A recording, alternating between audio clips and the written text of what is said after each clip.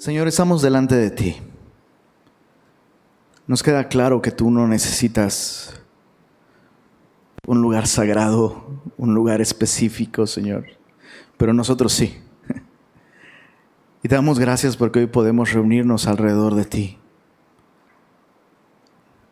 Y repito, Señor, no es el lugar, es que tú nos hablas a través de tu palabra, Señor.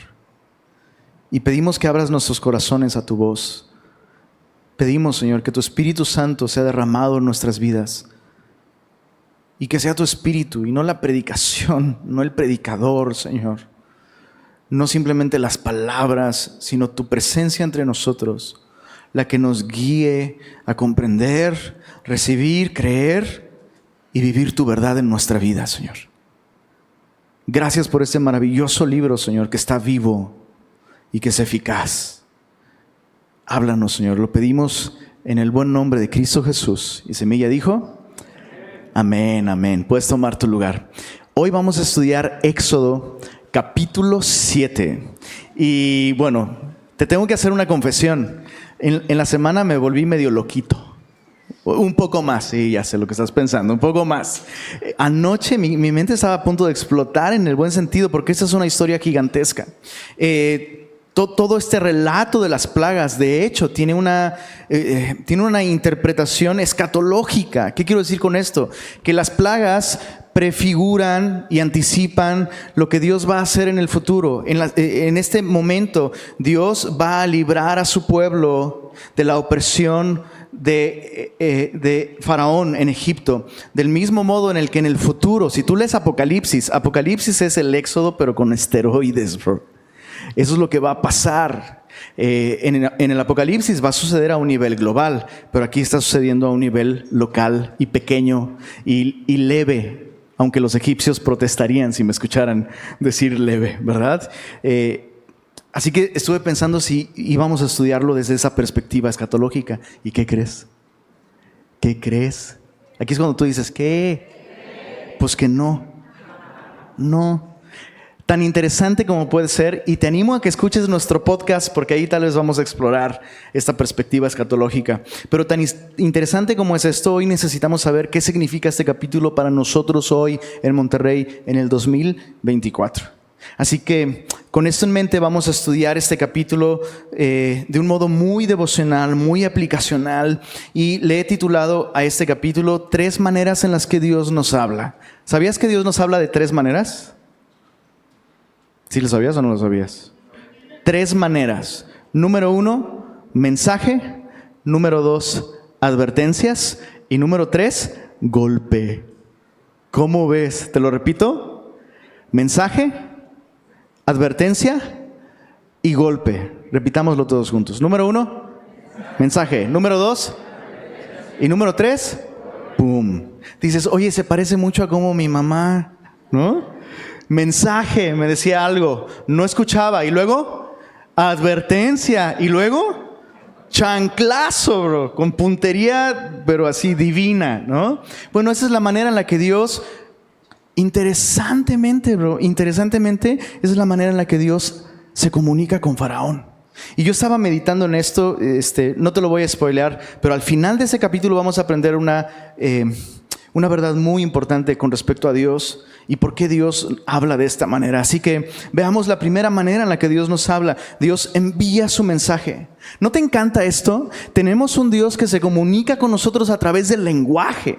La palabra de Dios es el mensaje de Dios y no tenemos que especular sobre cómo es Dios, qué piensa, qué quiere, cuál es su voluntad, porque tenemos un Dios que habla. Y aquí lo tenemos aquí en los versos 1 al 7. Déjame leerlo. Jehová dijo a Moisés, mira, yo te he constituido Dios para Faraón, y tu hermano Aarón será tu profeta. Tú dirás todas las cosas que yo te mande, y Aarón tu hermano hablará a Faraón para que deje ir de su tierra a los hijos de Israel. Y yo, si no has subrayado el verso 3, porque lo más probable es que ya lo tienes subrayado, subráyalo por favor. Yo endureceré el corazón de Faraón y multiplicaré en la tierra de Egipto mis señales y mis maravillas. Y Faraón no os oirá, Mas yo pondré mi mano sobre Egipto y sacaré a mis ejércitos, mi pueblo, los hijos de Israel, de la tierra de Egipto, con grandes juicios. Y sabrán los egipcios que yo soy Jehová. Es interesante. Ese es uno de los propósitos de las plagas. Que el pueblo de Egipto sepa quién es Dios. Cuando extienda mi mano sobre Egipto y saque a los hijos de Israel de en medio de ellos. E hizo Moisés y Aarón como Jehová les mandó, así lo hicieron. Era Moisés de edad de 80 años y Aarón de edad de 83. Ya nos balconearon al pobre Aarón cuando hablaron a Faraón. Qué interesante, ¿verdad? Lo que vemos en esta sección es que Dios está enviando su mensaje a Faraón. Y sabes, o sea, en los capítulos anteriores vimos que Dios ya le ha comunicado a Faraón lo que Dios quiere que Faraón haga. ¿Cuál es el propósito de su mensaje? Que Faraón deje ir a su pueblo. Dios ya ha dejado eso muy claro. Pero en este capítulo sucede algo interesante, un cambio súper significativo. ¿Te diste cuenta en el verso 1? Jehová le dijo a Moisés, mira, yo te he constituido, ¿qué cosa? Dios para Faraón, y tu hermano Aarón será tu profeta. ¿Qué es esto? ¿Qué es esto? ¿Será que nuestras Biblias están mal traducidas? La respuesta sería no. De hecho, la palabra Dios aquí, inconfundiblemente, es la palabra que se debe traducir como Dios. La primera palabra en la Biblia hebrea, de hecho, es esta palabra, Elohim. En el principio creó los cielos y la tierra. ¿Qué es esto, Dios mío? Detengámonos un momento y meditemos. ¿Qué está pasando aquí? Moisés ya ha hablado el mensaje de Dios a Faraón, pero en esta ocasión Moisés es enviado como una representación, como una personificación de Dios mismo. Déjame aclararte algo bien importante aquí. La Biblia usa ese lenguaje para referirse a todas aquellas personas a las que Dios les comisiona con un mensaje especial. Tú recordarás esta conversación entre Jesús y los fariseos, cuando Jesús afirma una vez más ser Hijo de Dios, Él y el Padre son el mismo, y los fariseos se sacan de onda, se rasgan las vestiduras, y Jesús dice, pues que nunca leyeron en el Salmo 80, creo que es 82. Bueno, creo que Jesús ni citó el Salmo, pero 82, ¿no leyeron el Salmo donde dice, yo dije vosotros dioses sois? Y Jesús dice, aquellos a los que les fue encomendada la palabra, Dios llama dioses, ¿cómo no será Dios aquel que descendió del cielo? Refiriéndose a sí mismo. Muy importante. ¿Significa esto que los hombres nos convertimos en dioses? La respuesta sería no.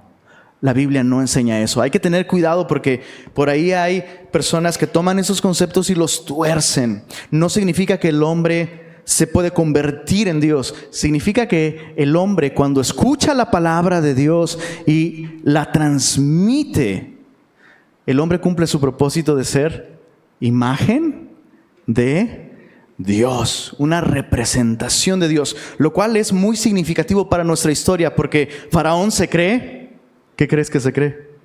Se cree Dios. Y es como si Dios le dijera a Moisés, vamos a enseñarle a este hombre cómo luce cuando un hombre se encuentra con el Dios verdadero. Vas a ir y vas a representarme delante de él.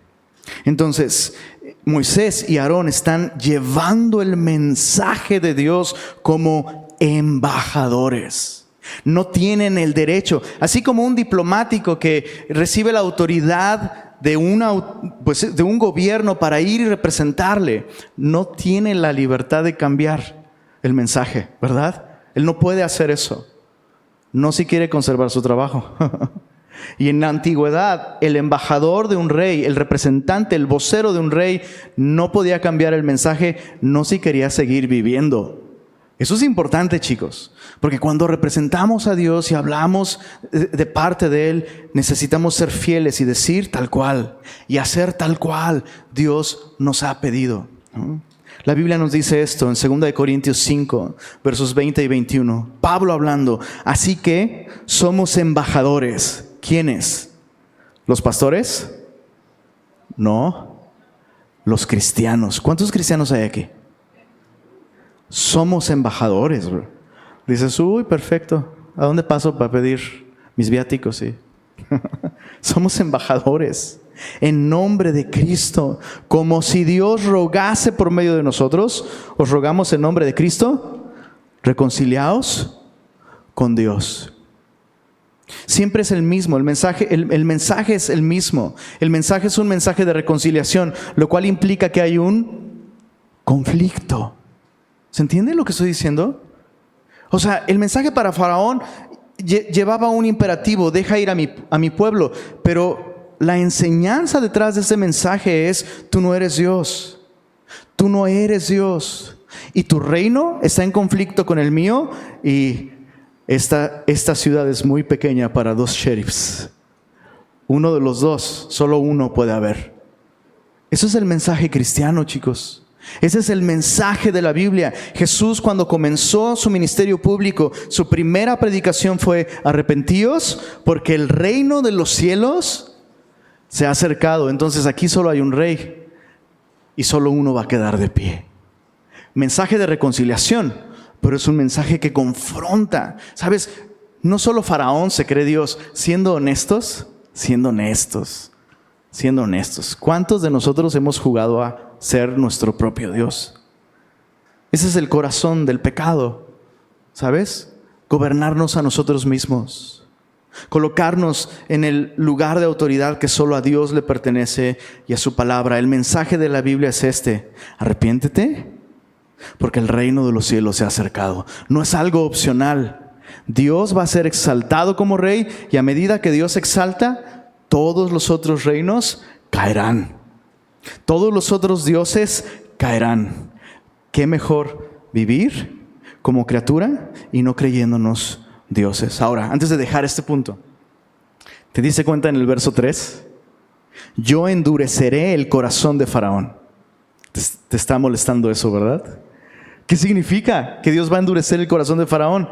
Oye, pues pobre Faraón. Lo leemos y esa es nuestra interpretación, ¿no? Pobre Faraón, no, pues no tuvo chance. No, pues ya Dios lo endureció, pues qué esperanza tenía. Y nos parece que al Dios endurecer su corazón, le está quitando libertad de elección, cuando es realmente lo contrario, chicos. De hecho, esta palabra endurecer se puede traducir como dar valor al corazón de Faraón. En otras porciones de la Biblia, como en este famoso pasaje en el libro de Josué: esfuérzate y sé valiente. Esa primera palabra de esforzarse es lo mismo, es endurécete. O sea, déjame traducirlo a términos mexicanos: apechúgale, papá, apechúgale, esfuérzate. Y muchas veces implica eso, la valentía ante la adversidad, el seguir adelante pese a que sea difícil o incluso doloroso.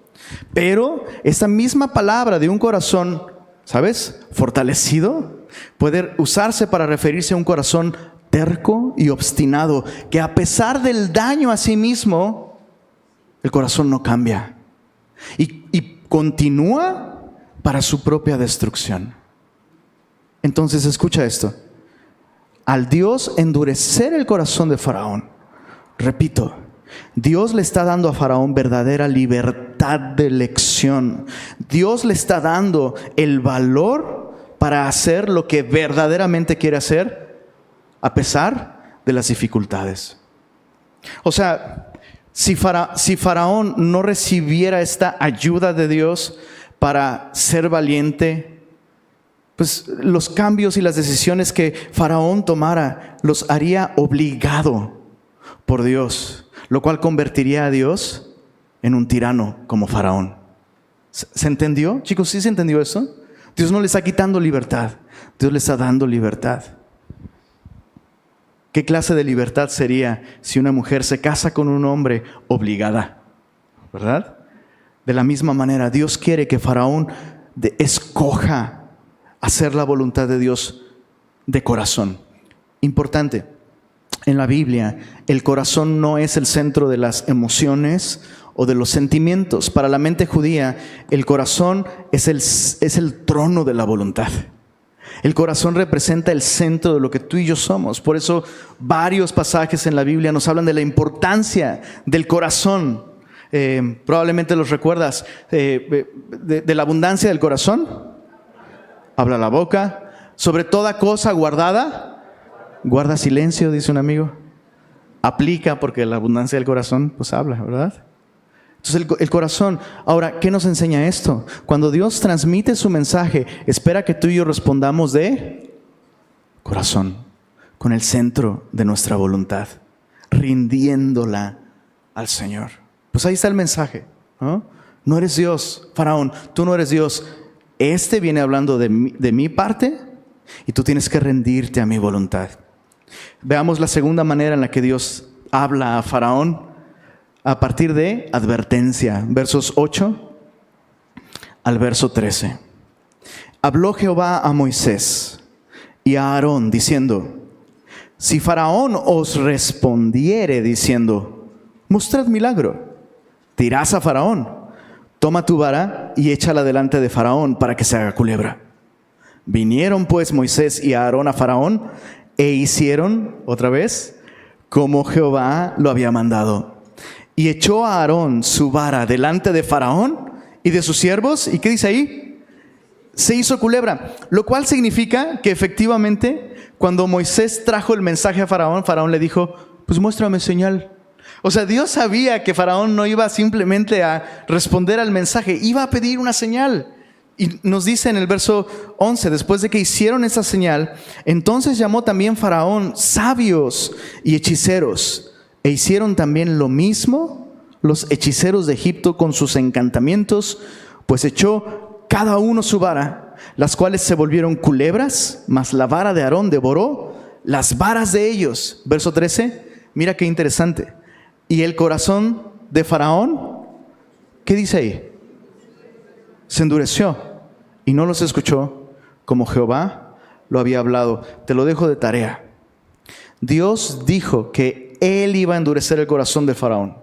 Sin embargo, cuando Dios comienza a tratar con Faraón, la Biblia registra las primeras 6 veces, interesante, las primeras 6 veces Faraón endurece su propio corazón sin la intervención divina. Y es hasta la 7ª vez que entonces Dios endurece. Se menciona por primera vez que Dios endurece su corazón, hasta la séptima vez. ¿Qué es lo que tenemos aquí? Faraón escucha el mensaje y lo que hace es pedir milagro. Ahora debemos entender algo. Los milagros en la Biblia, cada vez que Dios hace milagro, Dios lo hace con un propósito didáctico. Los milagros son, pues eso, son una manera de transmitir una enseñanza y por eso se les conoce también como señales. Apuntan a una verdad. Apuntan a algo específico acerca del carácter de Dios o aparte de su plan para la humanidad. Y esta señal que hizo Aarón al arrojar esta vara y convertirse en serpiente, era una señal que tendría mucho significado para los egipcios. De hecho, dentro de todo el caleidoscopio de dioses que adoraban los egipcios, la serpiente era un animal considerado súper sagrado, especialmente la cobra. Para los egipcios, la cobra era un símbolo de inmortalidad. Y de hecho, su diosa serpiente tenía un nombre, Wadjet. Te invito a que lo investigues. Si lo puedes investigar, es una investigación interesante. Wadjet, chécate los títulos que le daban en Egipto a esta diosa serpiente. Señora del cielo, protectora del Bajo Egipto, donde se encontraba el palacio de Faraón, y protectora de Faraón. Entonces piensa en esto por un momento. Bueno, ¿y qué señal me das? Tu diosecito este. Yo tengo mi diosa que me protege, mi diosa serpiente, Wadjet. Muéstrale. Serpiente. O sea, ¿qué significaría eso para Faraón? El Dios que dices tú que te protege, en mano del Señor, es un pedazo de madera seco. Ten cuidado, Faraón. Estás caminando sobre hielo muy delgado. Pero además, la serpiente tendría significado especial, no solo para judíos, sino para nosotros, para cualquier persona que lee la Biblia. Esta es una señal, la serpiente es una señal que representaba maldición. ¿Por qué? Porque la serpiente fue el primer ser en recibir maldición de parte de Dios. La primera vez que una maldición salió de labios de Dios, recayó ¿sobre quién? Sobre una serpiente. Maldita serás por cuanto esto hiciste. Ahora, ¿qué significa esto? ¿Qué significa esto? Y este es el momento en el que respiramos 3 veces para oxigenarnos, porque el calor está muy cañón, yo lo sé. Respiremos. Tienen que ser 3, si no, no te ministra. ¿Qué significa esto? Faraón, estás ante la presencia del Dios que maldice. Normalmente asociamos a Dios con bendición y debe ser así, no me malentiendas. Tenemos un Dios que nos ha bendecido con toda bendición espiritual en los lugares celestiales en Cristo. Pero nuestro Dios no es un Dios barquito, ¿no? Y la Biblia nos enseña que el mismo Dios que da vida, la quita. El mismo Dios que crea prosperidad, trae la adversidad. El mismo Dios que ha creado la luz puede traer tinieblas. Todo esto lo vamos a ver en las plagas. Y el mismo Dios que bendice, maldice. Rechazarlo a Él, el Dios de bendición, es escoger la maldición. Esa es una advertencia para Faraón. Él ha pedido señal y Dios se la ha dado. Pero déjame aclarar otra cosa importante sobre esta señal. Los hechiceros de Faraón hicieron lo mismo y luego la vara de Aarón devoró a las otras serpientes. Pequeño paréntesis. El texto no nos da ninguna sugerencia de que estas serpientes de estos hechiceros fueran el resultado de una ilusión. Esos hechiceros evidentemente tenían la capacidad de hacer cosas así. O sea, la Biblia no nos da la impresión de que esto fuera un truco. Eso es algo real. Sin embargo, la serpiente de Aarón devoró la serpiente de los magos. ¿Y a qué crees que nos apunta esto? Esta señal apunta a algo. Apunta a aquel que sería hecho maldición y que dijo en el Evangelio de Juan: así como Moisés levantó la serpiente en el desierto, así es necesario que el Hijo del Hombre sea levantado. ¿Por qué Jesús se comparó con una serpiente? Porque Cristo en la cruz se volvió, escucha esto, Cristo en la cruz se volvió maldición por nosotros. Cristo, la serpiente de Dios, devoró la maldición de la caída y la maldición de la ley para que tú y yo heredáramos la bendición. Eso es impresionante. Así que no te saques de onda, bro, si ves a un cristiano con una playera con una serpiente, bro. Exacto, bro. Exacto. Esos símbolos son nuestros. Son nuestros, bro. Y representan el maravilloso poder de nuestro Señor, que venció a la muerte, al pecado y al diablo en una cruz. Cristo es la señal, bro. Cristo es la señal. Si una persona quiere saber qué credenciales tiene el cristianismo, qué credenciales tiene este mensaje, la señal, bro, la señal no es polvo cayendo del cielo, bro, polvo de oro, bro. Esa no es la señal. La señal no es que sanes de una enfermedad, aunque Dios puede sanarte de una enfermedad. La señal es que el Verbo se hizo carne, habitó entre nosotros, vimos su gloria. La señal es que Dios cumplió sus promesas y Jehová cargó en Él el pecado de todos nosotros. Y al tercer día, nuestro Señor se levantó. La serpiente se tragó a la muerte, bro, al pecado y a la maldición. Puedes pasar a la librería por tu playera con una serpiente representando a Jesús, bro. La Biblia nos dice esto en Lucas capítulo 2, verso 34. Es esta escena donde Jesús es llevado al templo y este anciano Simeón se encuentra con la familia real, ¿verdad? Y Simeón los bendijo y dijo a María su madre: he aquí, hablando de Jesús, este bebé, es puesto para caída y para levantamiento de muchos en Israel, y para señal que será contradicha, para que sean descubiertos los pensamientos de muchos corazones. Y ahí está Faraón, viendo la serpiente, viendo esta señal y haciendo evidente su corazón. No quiere confiar en Dios, no quiere recibir su mensaje, no quiere doblar su rodilla, no quiere someterse ante el rey. Bueno, ahí está. Dios le hace llegar su mensaje. Dios le hace llegar esta señal que es una advertencia. Cuidado, cuidado. Lo que hagas ahora puede llevarte a experimentar bendición o puede llevarte a experimentar destrucción, maldición, muerte. Tercera manera, y esa es la buena, bro. Dice, esa es la que quería llegar. Mensaje, número 1. Número 2, advertencia. Y número 3, golpe. Golpe. Leamos desde el verso 14. Aquí comienzan las plagas, chicos. Es la primera plaga. Y la razón por la que le pusimos golpe a esta sección es porque plaga significa esencialmente eso. De hecho, es interesante, si estudias la etimología de la palabra plaga, prácticamente en cualquier lenguaje la raíz es herida, llaga o golpe. Entonces son los golpes de Dios. Y ese es el primero, verso 14. Entonces Jehová dijo a Moisés: el corazón de Faraón está endurecido y no quiere dejar ir al pueblo. Y Moisés: no me digas. Si no me dices, no me doy cuenta. Verso 15. Ve por la mañana a Faraón. He aquí que él sale al río. Y tú ponte a la ribera delante de él. Y toma en tu mano la vara que se volvió culebra.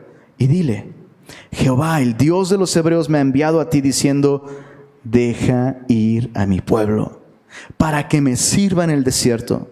Y he aquí que hasta ahora no has querido oír. No es que no ha podido. Así ha dicho Jehová: en esto conocerás que yo soy Jehová. He aquí, yo golpearé con la vara que tengo en mi mano el agua que está en el río, y se convertirá en sangre. Y los peces que hay en el río morirán. Y hederá el río, y los egipcios tendrán asco de beber el agua del río. Eso es sorprendente. Déjame hacer una pausa aquí. Decir que los egipcios tendrían asco de beber, con la idea de beber del Nilo, sería equivalente a decir que llegará el día en que los regios tendrán asco de la carne. Dices, no, esa plaga no. O sea, y hay muchos escritos, hay canciones, bro. Hay canciones de alabanza que se le componían al río. Y tienes que pensar en esto. En esos tiempos no era tan sencillo conseguir agua absolutamente potable. El Nilo era de esas pocas fuentes de agua 100% potable. Y incluso hay registro de cómo aquellos que salían de Egipto, al volver a Egipto después del tiempo, se alegraban más de ver el río Nilo que de ver a sus familiares. Y dices, ¿me pasa lo mismo con la carne asada? Pues sí, porque los veo en una foto, pero no los puedo comer, ¿no? La carne, pues ahí está. Bueno, verso, ¿dónde me quedé? A ver, gracias. Y Jehová dijo a Moisés: di a Aarón: toma tu vara y extiende tu mano sobre las aguas de Egipto, sobre sus ríos, sobre sus arroyos y sobre sus estanques, y sobre todos sus depósitos de aguas, para que se conviertan en sangre, y haya sangre por toda la región de Egipto, así en los vasos de madera como en los de piedra. Y Moisés y Aarón, tercera vez que se menciona esto, hicieron como Jehová lo mandó. Y alzando la vara, golpeó las aguas que había en el río, en presencia de Faraón y de sus siervos, y todas las aguas que había en el río, ¿qué dice tu Biblia? Se convirtieron en sangre. Asimismo los peces que había en el río murieron, y el río se corrompió, tanto que los egipcios no podían beber de él. Y hubo sangre por toda la tierra de Egipto, y los hechiceros de Egipto hicieron lo mismo con sus encantamientos, lo cual es hasta irónico, ¿no? Pues si realmente puedes hacer cosas, ¿por qué no lo inviertes, bro? ¿No? O sea, ¿por qué no mejor convertir la sangre pues en agua, ¿no? Pero fíjate cómo, hijo, mano, profesando ser sabios, se hicieron necios. Ahí está. Verso 22. Mira el efecto de esto. El corazón de Faraón se endureció sin intervención divina. Segunda vez que Faraón, por voluntad propia, endurece su corazón y no los escuchó como Jehová lo había dicho. Y Faraón se volvió y fue a su casa y no dio atención tampoco a esto. Y en todo Egipto hicieron pozos alrededor del río para beber, porque no podían beber de las aguas del río, y se cumplieron 7 días después que Jehová hirió el río o golpeó el río. ¿Qué está pasando aquí? Déjame explicarte algo muy importante con respecto a las plagas, muy importante. Hay un patrón en cómo las plagas suceden, cómo las plagas se anuncian, cómo las plagas se despliegan. No es algo aleatorio, y esto es de suma importancia, Porque hay quienes intentan explicar las plagas como fenómenos naturales, poco comunes, pero posibles, ¿no? Entonces, mira, pues es que no es que Dios hizo nada. Lo que pasa es que en ciertos momentos del año llueve más de lo que suele y esto altera los sedimentos del río, y resulta que en esa zona hay una bacteria específica que cuando los sedimentos se mueven, la bacteria reacciona, es de color púrpura, lo cual puedes buscar, eso es cierto, ¿no? Y entonces esto altera la oxigenación del Nilo y los peces se mueren y parece que es sangre, pero pues... Entonces le escuchamos eso y, pues ya, listo, ¿no? A ver, espérame. Número uno. Hay un patrón sobre cómo las plagas se despliegan. Nada es aleatorio. Las primeras 9 plagas se dividen en 3 grupos de 3. Es bien interesante. Antes de enviar la primera, la cuarta y la 7ª plaga, Moisés debe presentarse de mañana ante Faraón en el Nilo. Pareciera que Faraón tiene la costumbre diaria de bajar al Nilo, probablemente en lavamientos rituales de purificación. Es su devocional, ¿no? Es su lugar de adoración, y allí Dios se encuentra con él. Eso es increíble. Dios le visita en el Nilo y Dios le anuncia: viene la primera, viene la cuarta, viene la 7ª. Antes de enviar la segunda, la 5ª y la 8ª plaga, Moisés va al palacio, el lugar donde Faraón no es que adora, sino el lugar donde él es adorado, donde él gobierna. Y antes de enviar la 3ª, 6ª y 9ª plaga, la plaga viene sin advertencia. Entonces, chécate. Río, viene una plaga, la plaga viene. Segunda instancia, palacio, en tu lugar de trabajo, la plaga viene, la plaga viene. Tercera vez, la plaga llega sin advertencia. Y luego se repite otra vez. A ver, vamos otra vez, Faraón. Nilo, plaga viene, la plaga viene. Tu lugar de trabajo, la plaga viene, la plaga viene. Tercera vez, llega sin advertencia, bro. One more time, Faraón. Nilo, plaga. O sea, un perro aprendería más rápido. Un perro aprende. De verdad, ¿cuántos tienen perros y los entrenan? De verdad los entrenan. Bro, aprenden el patrón así. ¡Pum! Y la Biblia nos dice que cuando el hombre decide endurecer su corazón hacia Dios, se vuelve peor que las bestias, bro. Se vuelve peor que las bestias. No es una cuestión de falta de intelecto, es una cuestión del corazón. Del corazón. Entonces hay un patrón en cómo las plagas se despliegan, y sucede que en el momento exacto en el que Dios dice que va a pasar, va a pasar. Tratar de explicar entonces estas plagas como si los egipcios, imagínate, como si los egipcios fueran ignorantes, ¿no?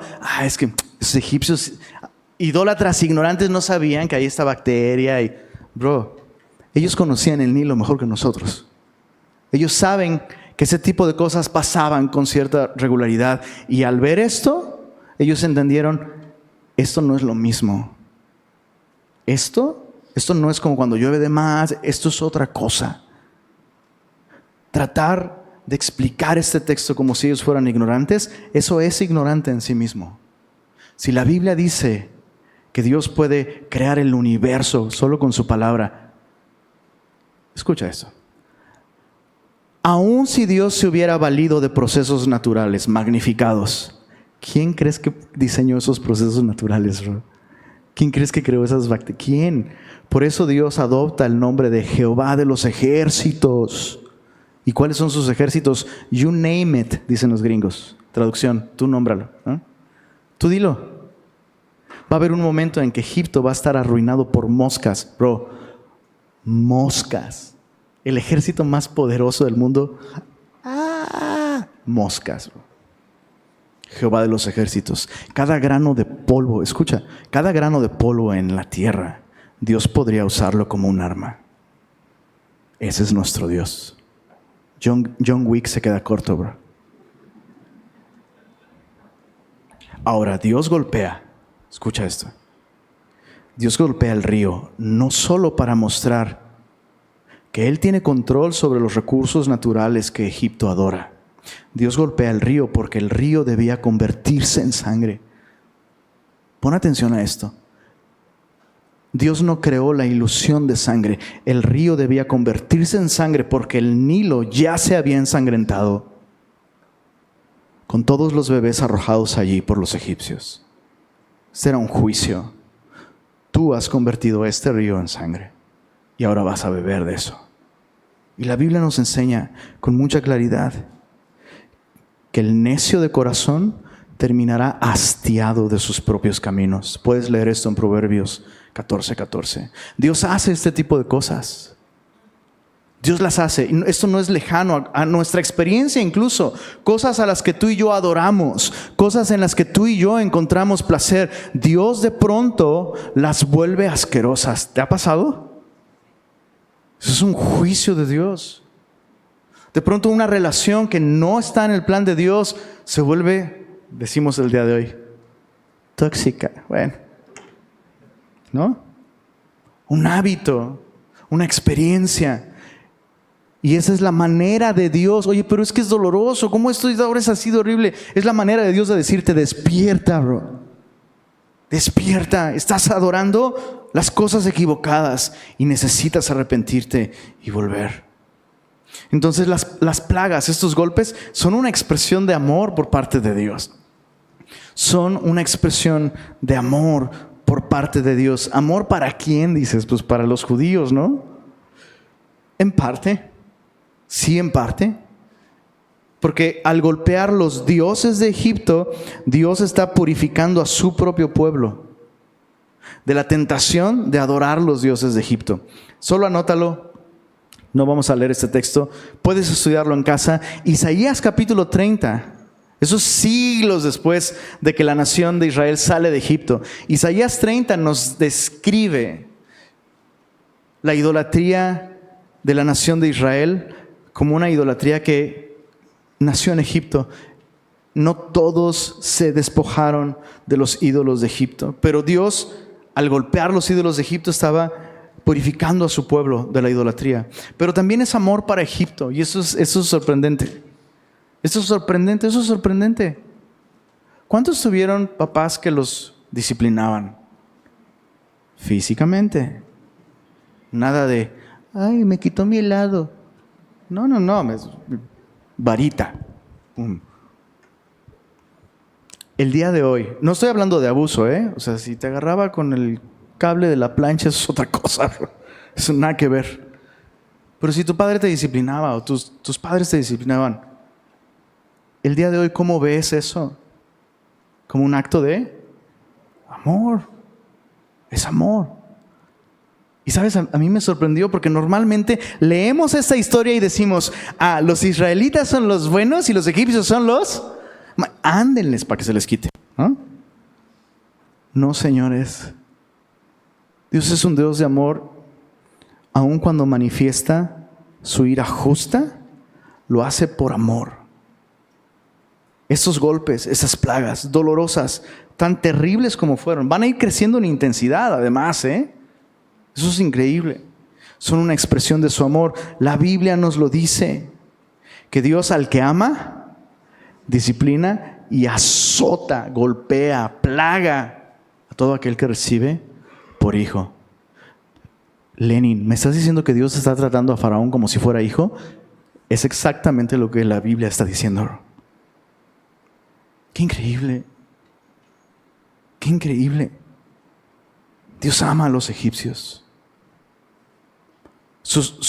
El dolor que Dios mismo está ocasionando no tiene el propósito de arruinarlos o destruirlos, sino de que ellos se arrepientan de su estilo de vida. Chécate lo que decía C.S. Lewis.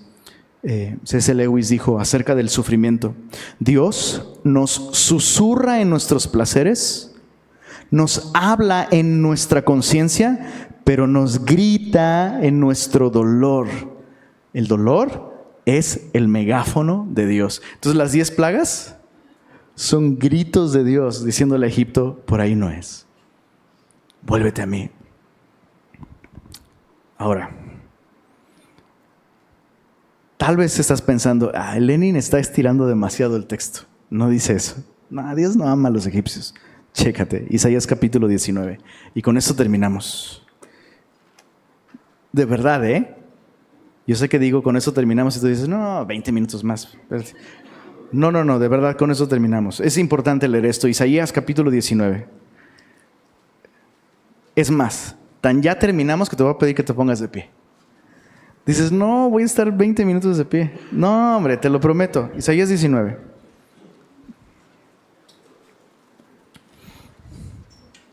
¿Has escuchado este texto? Jehová, Jehová, grande en misericordia, lento para la ira, ¿verdad? Que ama y que guarda el pacto y que visita la maldad de los padres sobre los hijos. Escuchamos eso y decimos, ¡ay, qué terror, qué horrible! No, bro, eso es fidelidad, bro. Significa que no importa cuántas generaciones pasen, Dios va a seguir insistiendo. Esto te va a destruir, no lo hagas. Dios no se va a cansar. A veces con nuestros propios hijos, ¿no? Hacen algo que no deben, los reprendes 1, 2, ya la varita ya ni, hasta te cansas más tú de que ellos reciban la varita. Dices, ay, ahí va a aprender, hombre. Dios no hace eso. En su fidelidad, Dios sigue hablándonos. Y mira, Isaías 19, esto es siglos después de que el pueblo salió de Egipto. Y ahora la nación de Israel va a ser llevada cautiva a Babilonia, el reino del sur, y a Asiria, el reino del norte. Y Dios tiene algo que decir sobre Egipto. Verso 1, profecía sobre Egipto. He aquí que Jehová monta sobre una ligera nube y entrará en Egipto. Y los egipcios, not again, no de nuevo, por favor. Y los ídolos de Egipto temblarán delante de él y desfallecerá el corazón de los egipcios dentro de ellos. Dios prometió aquí volver a tratar con Egipto la misma lección. Y dice el verso 21, y Jehová, mira el resultado, Jehová será conocido de Egipto, y los de Egipto conocerán a Jehová en aquel día, y harán sacrificio y oblación, y harán votos a Jehová, y los cumplirán. Y herirá Jehová a Egipto, otra vez, plaga, golpe, herida, llaga. Herirá y sanará. ¿Y cuál será el resultado? Se convertirán a Jehová, y les será clemente, y los sanará. En aquel tiempo habrá una calzada de Egipto a Asiria. Eso es impensable. Déjame traducirlo a términos modernos. En aquel tiempo habrá un solo estadio para tigres y rayados. ¿Qué es eso? Pues sí. Dice, y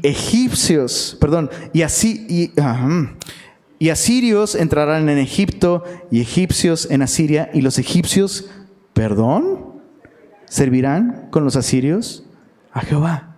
En aquel tiempo Israel será tercero con Egipto y con Asiria para bendición en medio de la tierra. Serán cuates, bro. Habrá compañerismo, habrá unidad, porque Jehová de los ejércitos los bendecirá diciendo, bendito el pueblo mío Israel. Así debería decir, ¿estás de acuerdo? Sin embargo dice, Egipto y el asirio, obra de mis manos, e Israel, mi heredad. Pero tenemos un Dios que realmente ama a los villanos, ¿no? Y eso debe ser buenas noticias para ti y para mí, porque tú y yo somos los villanos, bro. Claro, hemos sido víctimas, pero somos victimarios también. Y si Dios pudo amar a Egipto, o sea, ¿se entiende lo que estoy diciendo, bro? Los golpes más duros de Dios son una expresión de su amor. No sé en qué momento te encuentras tú. No sé con qué personaje te identificas. A lo mejor eres como Faraón, bro, edificando tu propio reino y Dios te está diciendo, por ahí no, arrepiéntete. A lo mejor eres como Moisés. Dios te está llamando a anunciar su mensaje. Hazlo. Tenemos un Dios que ama a este mundo. Y la Biblia nos dice que Dios no quiere que ninguno se pierda. Medita eso en tu corazón, cierra tus ojos, vamos a orar.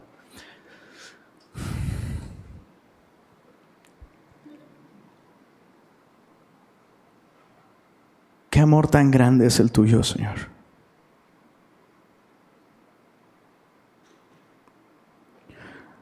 Nos reconocemos ignorantes, Señor.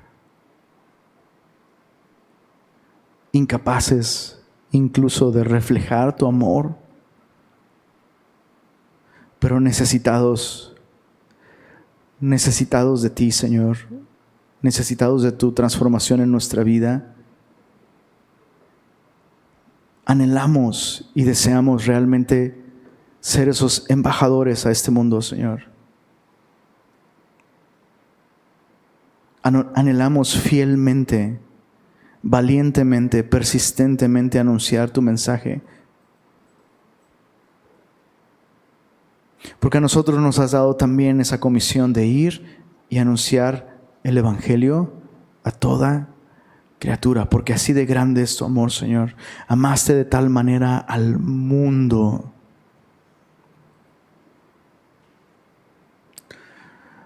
Que dice a tu Hijo único. Y a veces se nos olvida eso, Señor. Que la razón por la que tú no has regresado no es porque tú estás tardando, Señor. Tú no tienes tus promesas por tardanza como algunos creen. Estás siendo paciente con un mundo que te ha rechazado. Y no quieres, Señor, que nadie se pierda. Habiendo pasado por alto los tiempos de esta ignorancia, ahora mandas a todos los hombres en todo lugar que se arrepientan de corazón. Señor, el mundo entero es nuestro campo misionero. No existe persona que esté respirando en este momento que no sea una candidata, un candidato de tu amor y de tu gracia. Úsanos, Señor, por favor. Úsanos, Señor, para conducir este mensaje, esta invitación, no solo con nuestras palabras, sino con nuestra vida, Señor. No solo con el discurso, sino así como Moisés y Aarón, haciendo tal como tú nos dices en nuestra propia vida. Queremos ser testigos tuyos de tu poder de redención y de salvación. Y danos un corazón que escucha, Señor. Gracias, porque cada vez que es necesario, si lo necesitamos, pues viene tu disciplina, Señor, pero quisiéramos aprender a la primera, al escuchar tu palabra, ponerla por obra en nuestras vidas, Señor. Sigue hablándonos, Señor, y gracias por tu palabra el día de hoy. Amén.